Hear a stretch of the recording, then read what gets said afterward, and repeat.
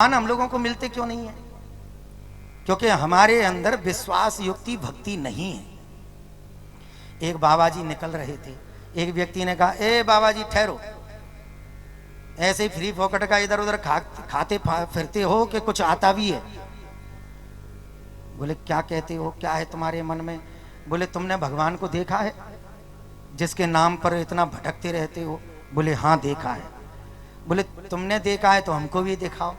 तो उस महात्मा ने कहा कि चलो तुम हमारे पीछे पीछे, अभी दिखाते हैं हम भगवान को। आगे आगे महात्मा, पीछे पीछे वो व्यक्ति। नदी के किनारे पहुंचे, बोले अपने कपड़े उतारो। बोले क्यों? बोले स्नान करेंगे, स्नान के बाद में फिर भगवान का दर्शन होगा। ठीक है भैया। महात्मा जी ने कपड़े उतारे, महात्मा जी के साथ में उस व्यक्ति ने भी कपड़े उतारे और दोनों नदी के पानी में उतर गए। महात्मा जी ने बीच नदी में ले जाकर के उस व्यक्ति से कहा कि डुबकी लगाओ। जैसे ही वह व्यक्ति डुबकी लगाता है तो महात्मा जी हट्टे कट्टे मोटे ताजे, होना क्या था, उसकी पीठ पे ही बैठ गए। जैसी डुबकी लगाए उस व्यक्ति ने, तो महात्मा जी उसकी पीठ पर बैठ गए। अब वो व्यक्ति बहुत छटपटाया बाहर निकलने के लिए।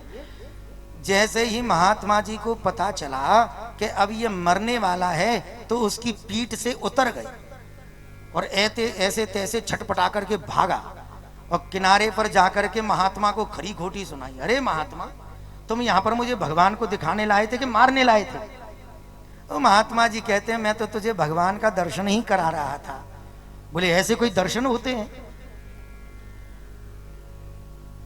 बोले जैसे तू पानी के अंदर अपने प्राणों को प्राप्त करने के लिए तड़प रहा था, छटपटा रहा था, उसी भांति जिस दिन तू भगवान को प्राप्त करने के लिए तड़पने लगेगा, छटपटाने लगेगा, उसी दिन तेरा गोविंद तेरे सन्मुख आकर के खड़ा हो जाएगा।